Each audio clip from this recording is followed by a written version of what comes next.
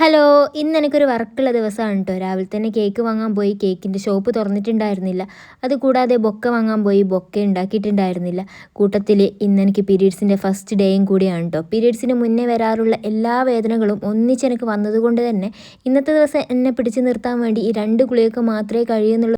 വീട്ടിലെത്തി ആ ടാബ്ലറ്റ് ഒന്ന് എടുത്തതിന് ശേഷം അമ്മേനെ കൊണ്ട് കാലിനും ഊരക്കൊക്കെ ഒന്ന് മരുന്ന് പുരട്ടിയതിന് ശേഷം ഒരു 5 മിനിറ്റ് ഒന്ന് കിടന്ന് ഒരു സമാധാനം ഉണ്ടായിരുന്നില്ല. കാരണം ടൈം പോയിക്കൊണ്ടേയിരിക്കുകയാണ്. ഒന്നുകിൽ എൻ്റെ വേദന നിൽക്കണം, അല്ലെങ്കിൽ ടൈമിനെ പിടിച്ചു നിർത്താൻ കഴിയണം. അത് രണ്ടും നമ്മളെ കൊണ്ട് ചെയ്യാൻ പറ്റാത്ത കാര്യമായതുകൊണ്ട് തന്നെ വേദന സഹിക്കുകയല്ലാതെ വേറൊരു വഴിയുണ്ടായിരുന്നില്ല. സഹിക്കാൻ പറ്റാത്ത വേദനയിൽ നിന്നും സഹിക്കാൻ പറ്റുന്ന വേദനയിലേക്ക് എത്തിയപ്പോഴേക്കും ഞാൻ ഡ്രസ്സ് മാറ്റി ഇറങ്ങി കേട്ടോ. തലേദിവസം വന്ന് ഓർഡർ ആയതുകൊണ്ട് തന്നെ മുൻകൂട്ടി ഒന്നും ചെയ്ത് വെക്കാനും പറ്റിയിട്ടുണ്ടായിരുന്നില്ല.